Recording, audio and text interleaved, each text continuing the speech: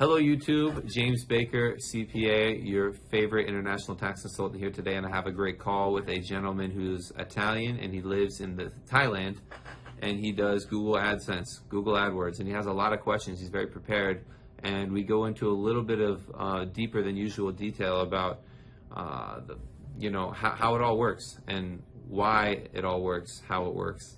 So if you're a non-resident, you live outside the U.S. and you're interested in using or considering using a U.S. company to operate your global business online, I think it's, first of all, I think it's a great idea. Second of all, watch this video and you'll get some really great insights into kind of the culture behind it, the viewpoint from different perspectives, and some answers to some hot questions. So without any further monologuing by me, let's get to the call. Okay, we did it. We're here. Good morning, Alfredo. Thanks for being patient and waiting for the call and everything to get set up. Where are you calling from today, actually? I never asked you that yet. Sorry? Where are you calling from? Where are you at? I am in Asia, in Thailand. Yeah. Oh, Thailand, cool. Are you Thai nationality? No, I'm from Italy, but I've been living here for quite a while. So I live in Thailand. So I'm a digital nomad, and I am a mobile app developer who lives in Thailand. Italian has nationality, and I decided to start to register a company in the US, in the specific single member LLC. Okay. Which is, as we know, a disregarded entity and is foreign owned, and it sounded to me a pretty attractive setup because you are potentially, if you don't have any effectively connected income, everything is potentially tax-free. Been watching my videos. Awesome. Yeah, of course. Your presence on YouTube is quite established now. Mm-hmm. Good job, yeah. And so let me clarify first what are my incomes. So I am a mobile app developer. So I have a bunch of apps deployed on either App Store and Google Play Store. And the source of income are basically two. The first one is advertising. So I get income from Google, from AdSense circuit, which is technically called AdMob for mobile apps. Okay, AdSense. Yeah. Yeah, so AdSense, yeah. The source of income is the same. And it's the same of YouTube creators and website administrator. And as well as I started offering in-app purchases, which is which means you pay a small fee on the app and you get rid of advertising. Okay. So basically, I'm getting income from Google either for advertising and for in-app purchases. Great. And so yeah, my first question is this. So I assume that since I'll be always living outside the US, and so I'll never go to the US, and all my work will be performed outside the US, and these are just digital goods, so there's nothing, no material involved. Everything is digital. I assume that this kind of income is not US source income. Correct. So it's actually if it's from a U.S. And this is not to be confusing, but it is kind of confusing. If you have U.S. customers and you're getting paid from U.S. people, U.S. customers, it might be U.S. source income, sure, but it's not effectively connected with a trade or business. So it's not, you don't pay tax on it still, but the source is still from the U.S. It's like it's a unique distinction. And for you right now, the Google isn't withholding any taxes, right?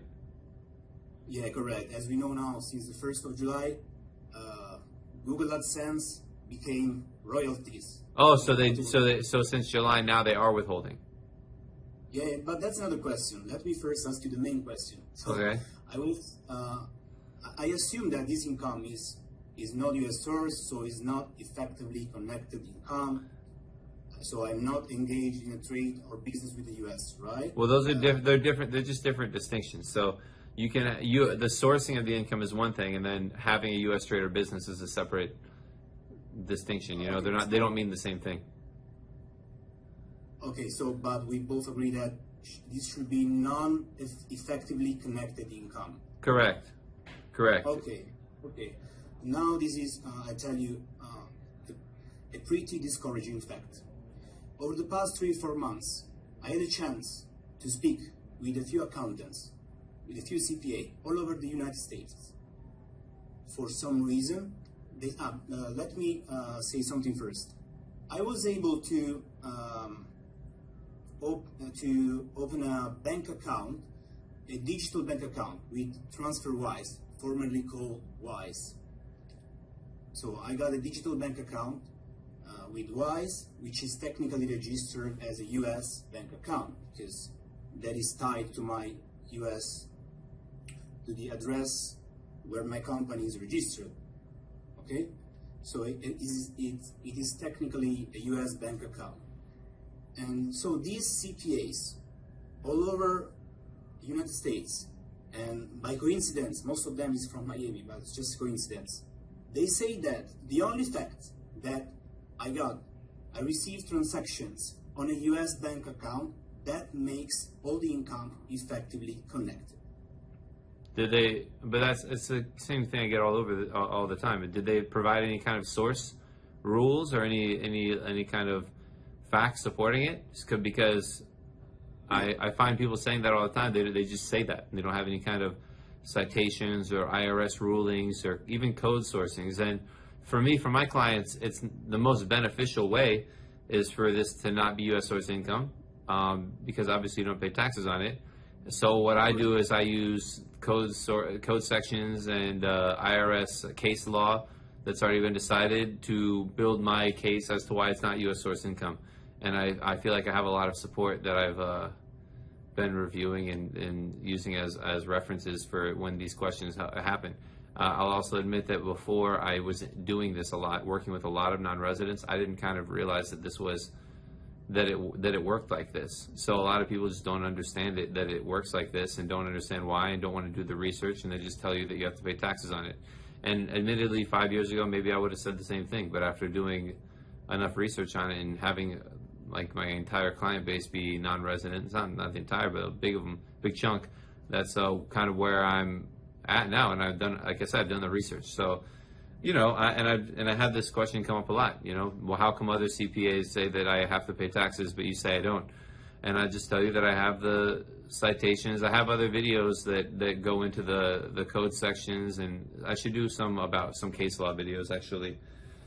But yeah, that's the answer, I guess, to your question. Yeah, okay, so the location of the bank account does not matter.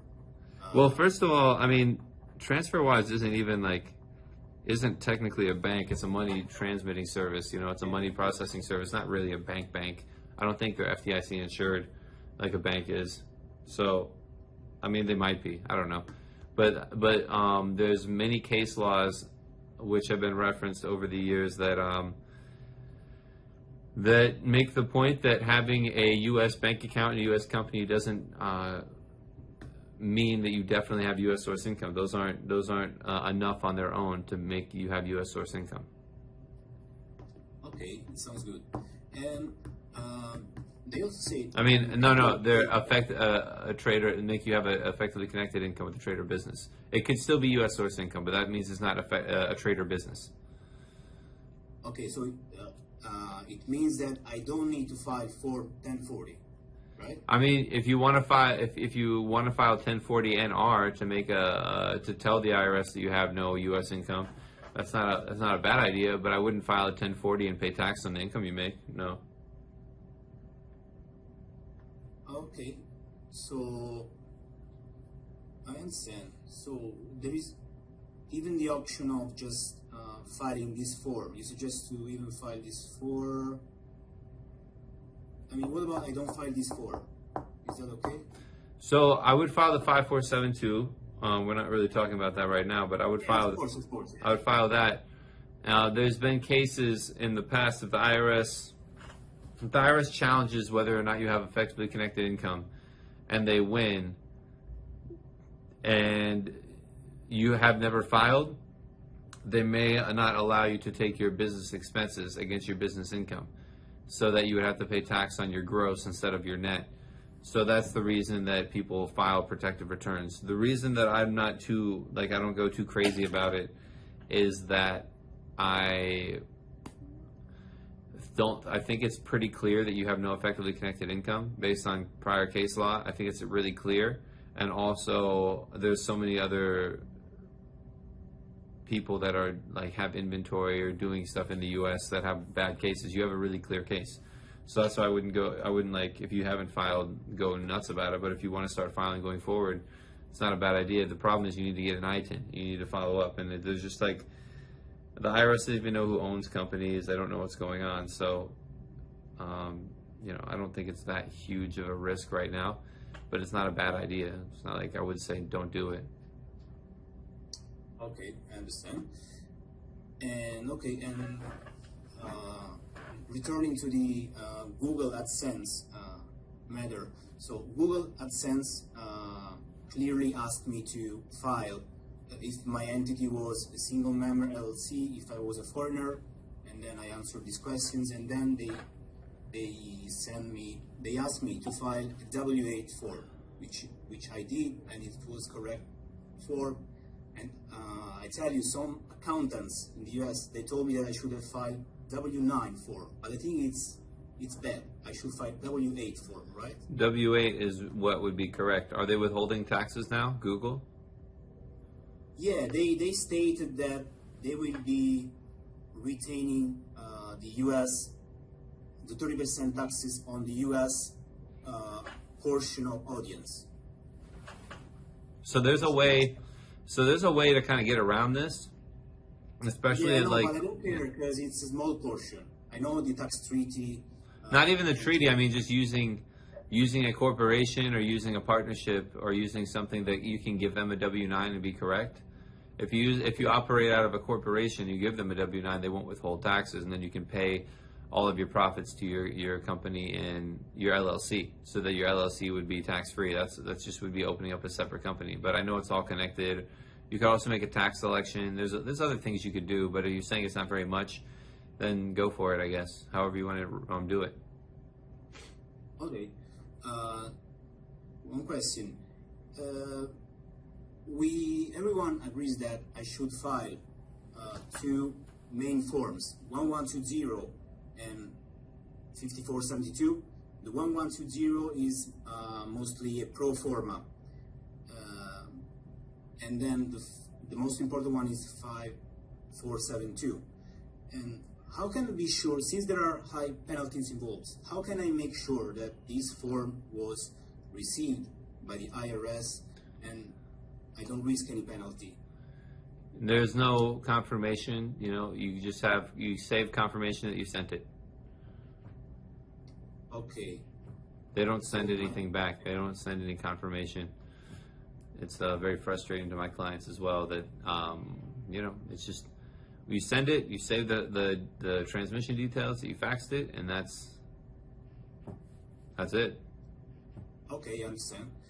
And how can I make sure that the form was correctly filed? I mean, does the CPA who is doing that for me have any responsibility in that, or is all up to me? It's only on me. There's a certain level of professional responsibility when you engage a CPA or a tax professional. They have a certain level of standards that they have to uphold. I mean, but if you give bad information or something like that, then it's not your fault. I mean, ultimately the responsibility is yours, and then you engage a CPA and they do it for you, and unless there was something negligent or completely off about it, I mean, you should be fine, first of all. Second of all, I mean, you can't pass on liability unless it's something negligent to the CPA, unless they don't file it or they send the wrong page or something, but otherwise it's ultimately it's your responsibility as the business owner. Okay, understand. And in case there are some issues, how can the IRS contact me? They will probably mail, the mailing address. By mail.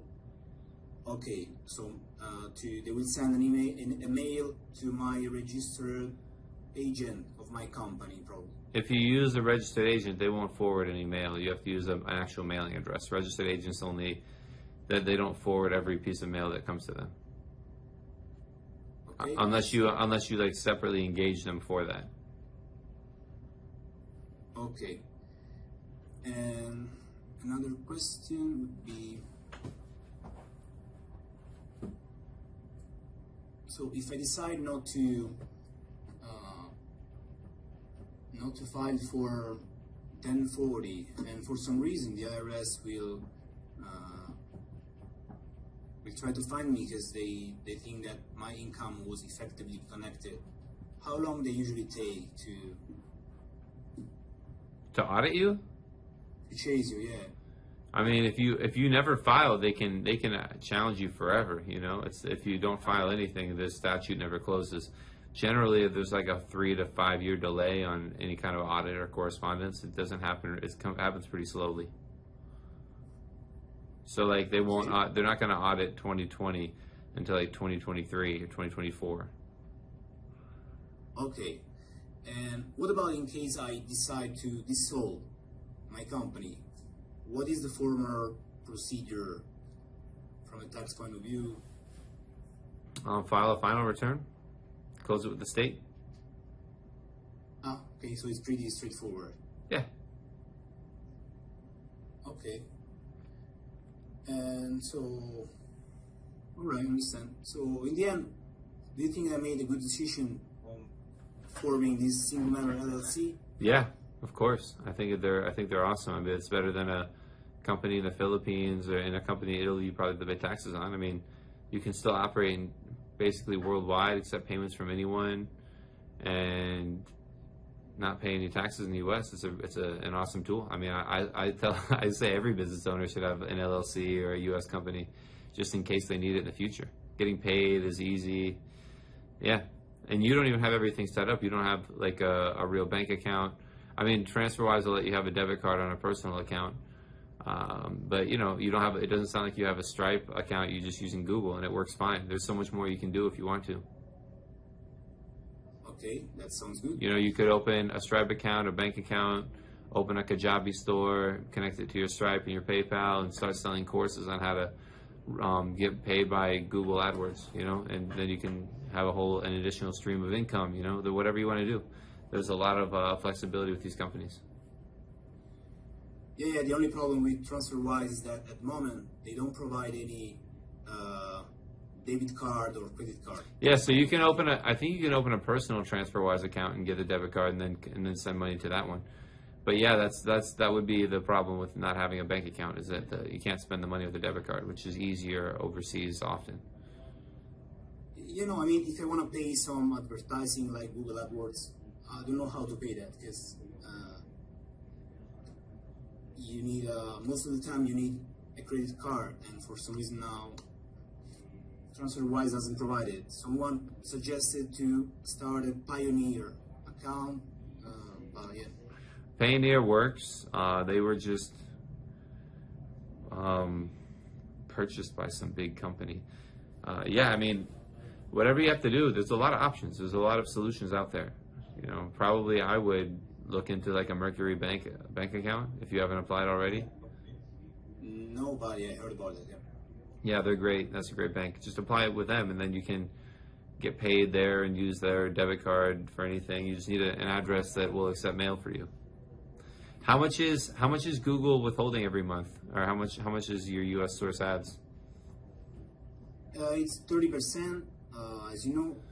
Yeah, I know, but like how much sales, how much revenue are you getting from U.S. sources? I don't know because I didn't get any breakdown of the audience. So I assume it's just a small portion, probably 5% of my entire audience. Oh, so it's not that big of a deal. Okay. Yeah, I didn't even think about the tax treaties. It's fine. Well, you can't really use tax treaties like that because you can only use the U.S. tax treaty if you're paying taxes in the U.S. You're not really a U.S. taxpayer, so you can't use the U.S. tax treaty. Yeah, correct. I'm fine with paying this. Well, I guess you 30% could, but yeah, but you're not a resident. I don't think there's a treaty with Thailand, and you're not really a resident of Italy for tax purposes. So it's it's a little confusing. What I would do is open a separate corporation and get paid there if it was significant. Okay, and talking about the in-app purchases. So in-app purchases can be like sales to any user around the world. So do you think that this kind of income is still not effectively connected, right? Because it's digital. It doesn't. Not royal. So none of it's really effectively connected, but it could be U.S. source, and U.S. source payments of royalties is the problem. So if these aren't considered royalty payments, these are considered more commissions. Then they won't do any withholding. If it's 100% U.S., as long as they're commissions, they won't do withholdings. But on the inside on the ad revenue from the eyeballs you're getting to your websites, they're considering that royalties, and that's the same with YouTube and with Google now, and Facebook eventually will be like that. I don't think they are yet. So it's really on the ad revenue from the people looking at your stuff so far. I don't know how they're doing the in-app purchases, but it sounds like that would hopefully be more of a commissions issue. Okay, Maybe so it's not. I don't know. You have to see how they're treating it.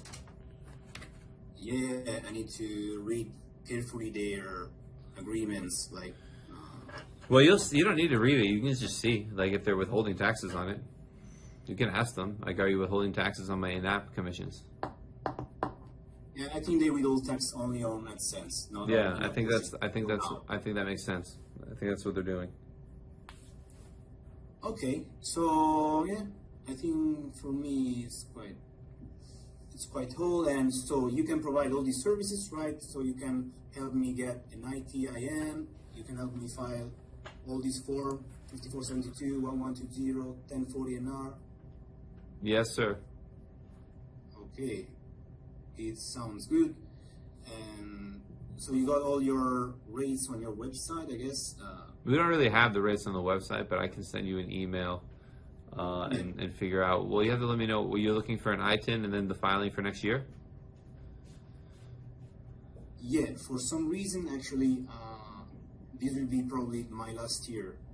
So for some reason, I started this company this year. I need to dissolve the company in the same year. So yeah, I'm looking for the final tax return. Why are you going to dissolve the company? Are you going to open a new one? Yeah, I made, to be honest, other business decision. So I probably might open a new company in Hong Kong. Oh, so you're not going to use the LLC anymore, in general? Probably no, yeah, probably no. Oh, so you can get paid from Google to Hong Kong pretty easily?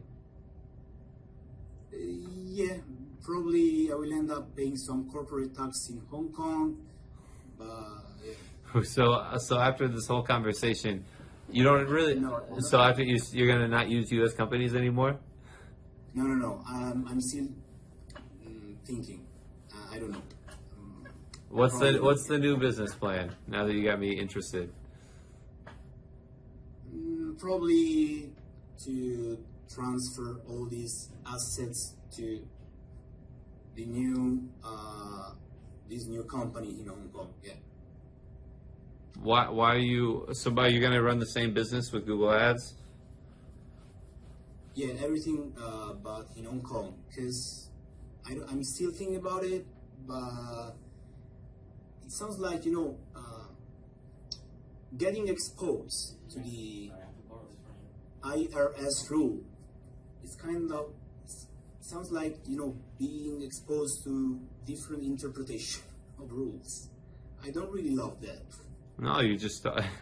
I don't think it's. So that's like. I guess that's kind of some of the beauty of the benefits of the U.S. system is that in an effort to be fair, it's overcomplicated and people don't understand the rules. I mean, I have it well written. I have reports. I have support, and I also have clients. A lot of clients who are doing the same thing and have been audited, and we've won audits with the IRS about like getting paid in the U.S. and especially because you're paying taxes anyways with the withholdings.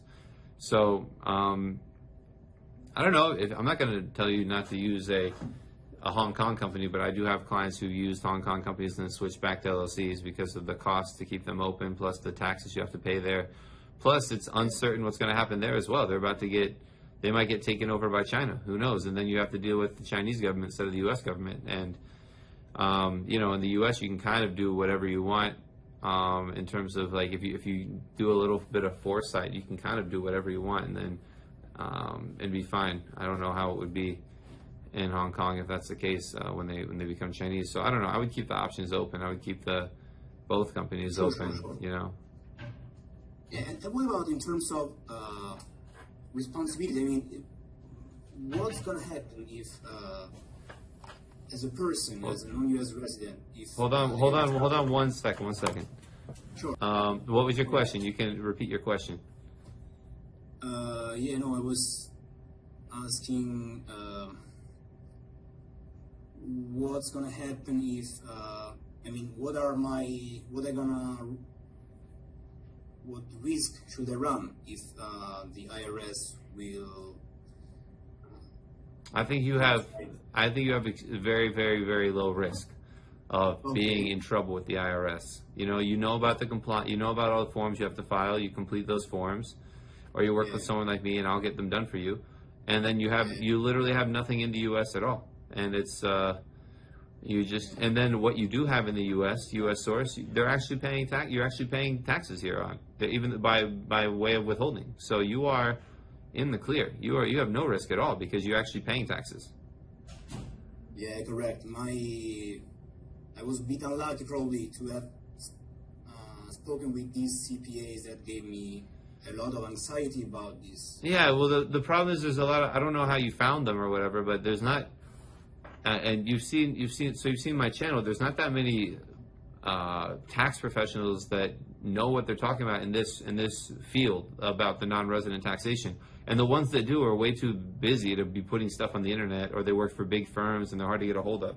So that's why I've had actually a little bit of success with my channel, because I am the only one who's really talking about this and kind of knows what he's talking about. There's others that talk about how you can do this, but there's not many other tax professionals like CPAs or people that talk about it. There's a lot of like entrepreneurs that'll talk about it, but you shouldn't get your tax advice from just every entrepreneur, and you also need to get second and third opinions and ask for sourcing, because these guys are making it, these CPAs are just saying, yeah, of course you have to pay tax, you have a U.S. company, just haven't done their research, and they're just saying that because they just don't know.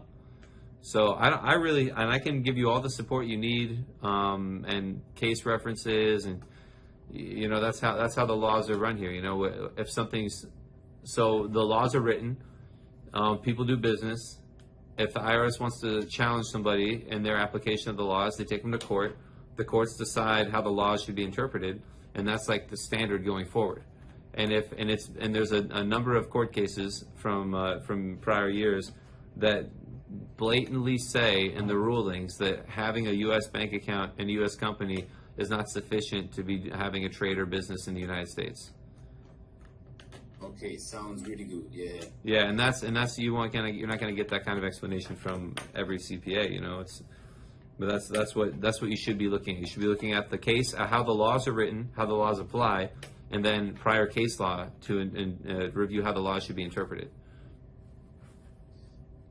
Yeah, that sounds really good, and you are definitely the most prepared CPAs on the argument that I found so far. Yeah. And then, now my last point is that why you want to work with a CPA who's going to argue that you have to pay more taxes? I'm always going to argue and try and find the argument to where you have to pay less taxes. That's my job, right? To make you pay less taxes. So why am I going to convince you and argue with you that you need to pay more? I'm going to find a way to get you out of it. Yeah, sure. Because they always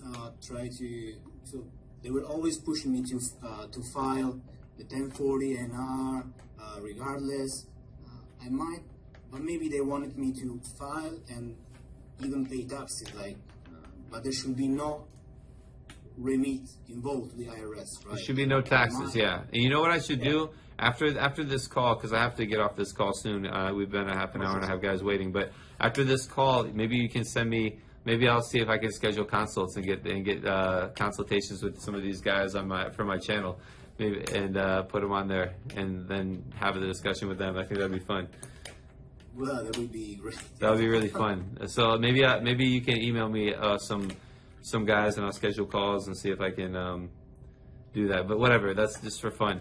So yeah, I mean, let me know if you have questions, if you want our help. I think you should, like, you know, don't get scared away for the U.S. company. It's going to be the easiest way to get paid and to move forward and to do stuff in the future. And especially if you want to work with us, I'll help you out opening some U.S. accounts, and we can have some calls and help you streamline your business a little bit, and so you're like more comfortable with what you're doing.